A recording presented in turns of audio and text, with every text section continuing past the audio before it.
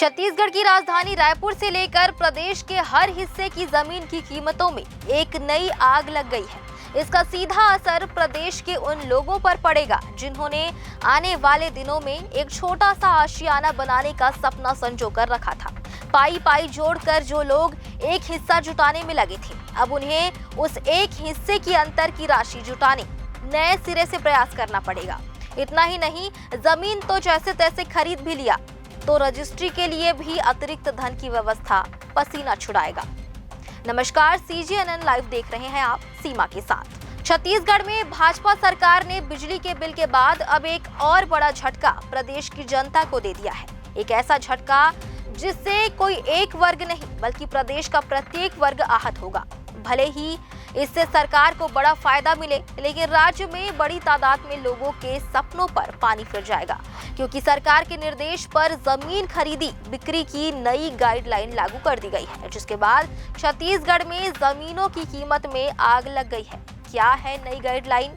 कितना होगा जमीन की कीमतों में इजाफा? रजिस्ट्री शुल्क में कितना अंतर आएगा? इस वीडियो में आपको बताएंगे सब कुछ, बने रहिएगा हमारे साथ। छत्तीसगढ़ की राजधानी रायपुर समेत राज्य भर में नई कलेक्टर गाइडलाइन लागू कर दी गई है। विष्णुदेव साय सरकार इसे 8 महीने पहले यानी अप्रैल से ही लागू करने वाली थी, लेकिन कुछ और बदलाव करने की वजह से इसे अब नवंबर से लागू किया जा रहा है, जिसके बाद रायपुर, बिलासपुर, दुर्ग, भिलाई और अंबिकापुर समेत कई जिलों में जमीन की कीमत 10% से 100% तक बढ़ गई है। पंजीयन विभाग के अफसरों का कहना है कि छत्तीसगढ़ में आखिरी बार 2017-18 में कीमत बढ़ाई गई थी। 2018-19 से कीमत में कोई बदलाव नहीं किया गया। लंबे समय से जमीन की सरकारी कीमत नहीं बढ़ने की वजह से बाजार भाव और सरकारी कीमत में बड़ा अंतर हो गया था। इसके अलावा सड़क पर और सड़क से 20 मीटर अंदर की जमीन के भाव भी बेहद असंतुलित हो गए थे। कांग्रेस सरकार ने अपने कार्यकाल में जमीन की सरकारी कीमत 30% तक कम कर दी थी। इसके बाद 5 साल तक जमीन की कीमत में कोई बदलाव नहीं किया गया था। भाजपा की नई सरकार ने सबसे पहले 30% की छूट खत्म की। करीब 1.5 साल बाद जमीन की कीमत भी बढ़ा दी गई। इसका असर सीधे आम लोगों पर होगा। लोगों के लिए प्लॉट, फ्लैट, मकान और दुकान खरीदना महंगा हो जाएगा। जमीन की कीमत बढ़ने की वजह से सरकारी और प्राइवेट बिल्डरों के मकान भी महंगे हो जाएंगे। इससे लोगों का बैंक लोन भी बढ़ेगा। राज्य में ऐसा पहली बार हुआ है जब जमीन की सरकारी कीमत तय करने के लिए वार्डों के अंदर से जाने वाली बाईपास सड़कों को भी मुख्य सड़क माना गया है।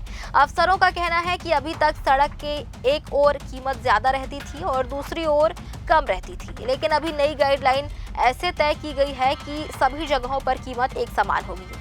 मुख्य सड़क पर स्थित संपत्तियों की कीमत सबसे ज्यादा होती है, इसलिए पंजीयन विभाग ने इस पर सख्ती की है।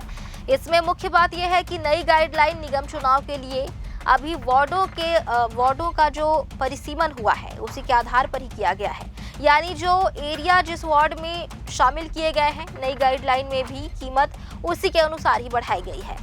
अब किसी भी वार्ड में जमीन की कीमत एक समान नहीं रहेगी। इस मसले पर आवास एवं पर्यावरण सचिव अंकित आनंद का कहना है कि छत्तीसगढ़ में रियल एस्टेट में उछाल आने के बावजूद 8 साल से गाइडलाइन की कीमत नहीं बढ़ाई गई थी।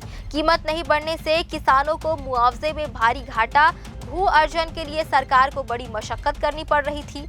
मार्केट प्राइस और गाइडलाइन कीमत में बड़ा अंतर होने की वजह से मनी लॉन्ड्रिंग को बढ़ावा मिल रहा था। मिडिल क्लास परिवारों को मकान, प्लॉट खरीदने के लिए लोन लेने में दिक्कत होती थी, क्योंकि गाइडलाइन के आधार पर बैंक लोन कम देते थे। नियमों में हर साल गाइडलाइन रिवीजन करने के साथ ही बाजार में आकस्मिक तेजी पर भी विशेष रिवीजन करने का प्रावधान है। छत्तीसगढ़ में हजारों लोग हैं जिन्होंने आने वाले दिनों में एक प्लॉट खरीदकर घर बनाने का सपना देखा होगा।